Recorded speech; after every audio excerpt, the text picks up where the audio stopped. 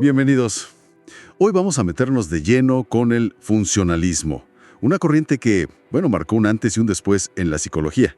Tenemos como base un material muy interesante titulado Funcionalismo, mente y adaptación. La idea es entender bien qué propone, por qué aparece, ¿no? Y sobre todo, cómo ve la mente humana. Porque lo interesante, y esto lo capta bien el texto, es que cambia la pregunta. No es tanto qué es la mente, sino más bien para qué la usamos.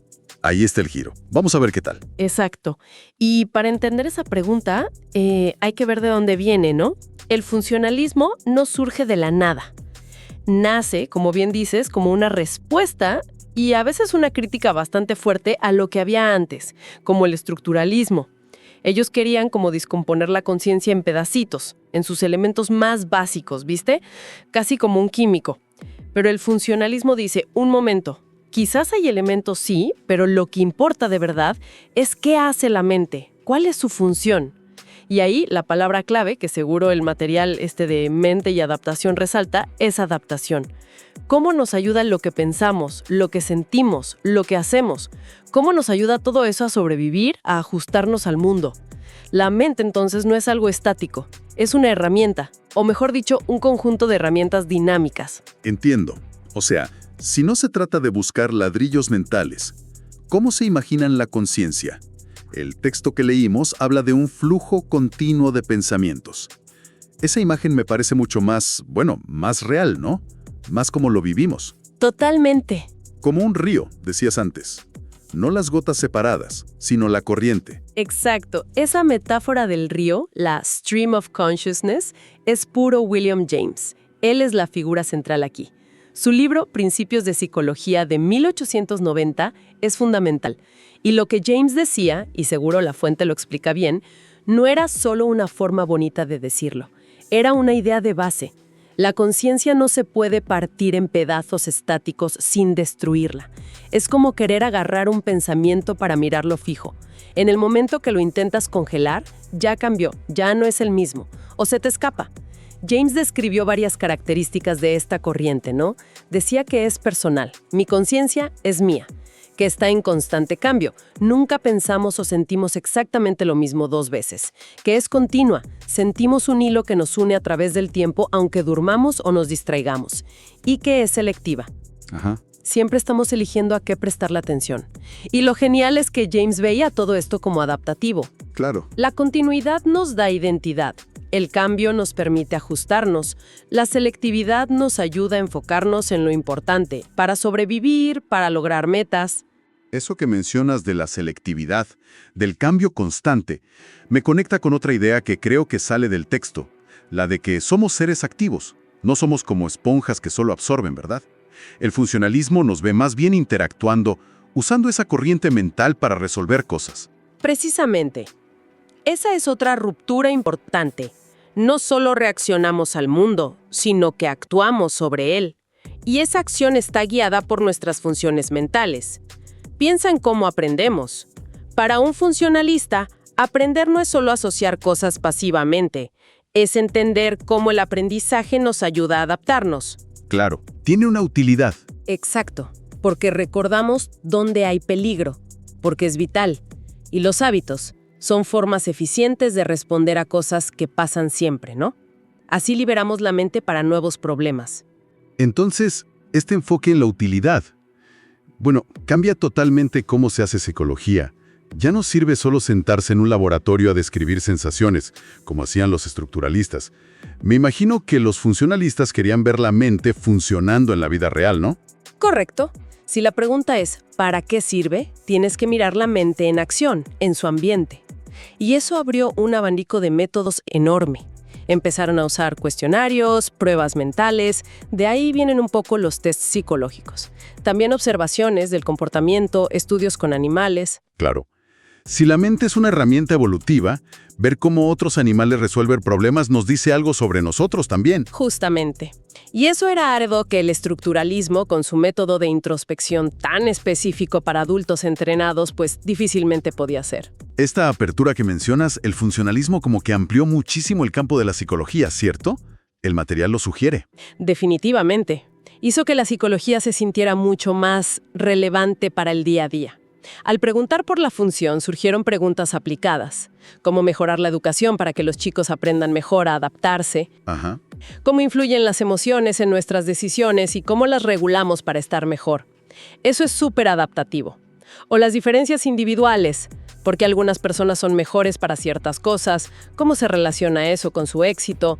La psicología educativa, la clínica, viendo los trastornos como fallos en la adaptación, el estudio de las diferencias. Todo eso recibió un empujón gigante del funcionalismo. Me detengo un segundo ahí. En la adaptación. Suena muy lógico, casi como Darwin aplicado a la mente.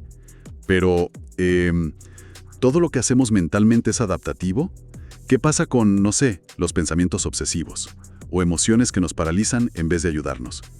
¿El funcionalismo explica eso? ¿Lo toca la fuente? Es una excelente pregunta. Sí. El funcionalismo más clásico, al principio, tendía a ver el lado bueno de la adaptación. Pero una visión más completa, y quizá la fuente lo menciona, podría ver estos fenómenos de varias formas.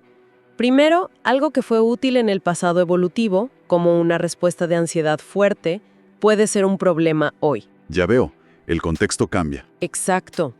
Segundo, podría verse como un fallo en los mecanismos normales de adaptación, o como estrategias que intentan solucionar algo pero crean otros problemas. Como evitar algo por miedo, que al final mantiene el miedo. Incluso los sueños, ¿no? Que parecen tan poco útiles. Ha habido teorías funcionalistas. Sirven para guardar recuerdos, para ensayar respuestas a amenazas, para regular emociones. Aunque no haya una respuesta única, la pregunta sigue siendo funcional. ¿Qué hace el sueño por nosotros? Entiendo. Así que, sí, la adaptación es el norte, pero no significa que todo sea perfecto y útil siempre. Se reconoce la complejidad, la disfunción. Es una visión más pragmática, entonces. Y volviendo a James y su corriente de conciencia, esa idea, la verdad, conecta mucho con cómo uno siente que piensa. Nuestros pensamientos raramente son bloques ordenados, ¿no? Fluyen, se mezclan, saltan de un lado a otro. El funcionalismo parece capturar eso mejor. Totalmente. James insistía mucho en eso. Fluida, personal, siempre cambiando. Decía que la conciencia no es una cosa, es un proceso. Y eso tiene consecuencias importantes. Si es un flujo, el yo tampoco es algo fijo, es parte de ese flujo, una historia que se va contando. Claro. Conecta con ideas mucho más actuales sobre identidad, subjetividad. La genialidad de James y del funcionalismo fue plantear preguntas que sigan vivas hoy, aunque las respuestas evolucionen. Y hablando de hoy, ¿cómo influyó esto en lo que vino después en psicología? La fuente seguro no lo pone como el final del camino, sino como un paso clave. ¿Se nota su influencia? Sin duda alguna. Aunque como escuela con ese nombre, el funcionalismo tuvo su auge hace ya tiempo, a fines del 19, principios del 20. Su espíritu está por todos lados en la psicología actual. El conductismo, por ejemplo, que vino después y que criticó estudiar la mente invisible, bueno, paradójicamente, heredó del funcionalismo el interés por ver cómo el comportamiento nos ayuda a adaptarnos. Interesante. Y más tarde, la psicología cognitiva, cuando volvió a estudiar la mente, la memoria, la atención, cómo resolvemos problemas, lo hizo mucho desde una perspectiva funcional. Se preguntaban, ¿cómo procesamos información para funcionar bien en el mundo? ¿Para qué sirven nuestros sistemas de memoria? Tiene sentido. Incluso la psicología evolutiva de hoy es súper funcionalista. Busca entender nuestras capacidades mentales como adaptaciones desarrolladas a lo largo de la evolución para resolver problemas de supervivencia y reproducción. La pregunta ¿para qué sirve? Sigue siendo una de las más fuertes y productivas en psicología. El legado del funcionalismo no son tanto sus respuestas exactas, sino la pregunta que instaló y cómo amplió el campo. Parece entonces que entender el funcionalismo, con análisis como el de nuestra fuente, es fundamental para captar de dónde viene la psicología actual y por qué nos hacemos ciertas preguntas hoy sobre la mente. No es solo historia, es entender las bases, ¿no? Exactamente. Es comprender por qué la psicología dejó de ser solo describir lo que pasa adentro para interesarse por la acción, por la aplicación, por la utilidad. El funcionalismo le dio a la psicología una misión más, digamos, más conectada con el mundo real. Muy bien. Creo que hemos cubierto bastante bien las ideas centrales del material. Funcionalismo, mente y adaptación. Hagamos una pequeña recapitulación para que quede claro lo esencial. Vimos que el funcionalismo dio un vuelco al cambiar la pregunta clave, del qué es a para qué sirve. Un cambio muy práctico. Lo central, como dice la fuente, es mirar la función de nuestros procesos mentales y nuestra conducta, siempre pensando en la adaptación al entorno. Y no somos pasivos, somos activos, usamos la mente como herramienta. Y recordamos esa imagen fuerte de William James, la conciencia no como bloques, sino como un flujo continuo, una corriente. Perfectamente resumido. Esos son los pilares. La mente en acción, sirviendo a un propósito vital de ajuste al mundo. Y quizá para cerrar una reflexión que me surge a partir de este material, ¿no?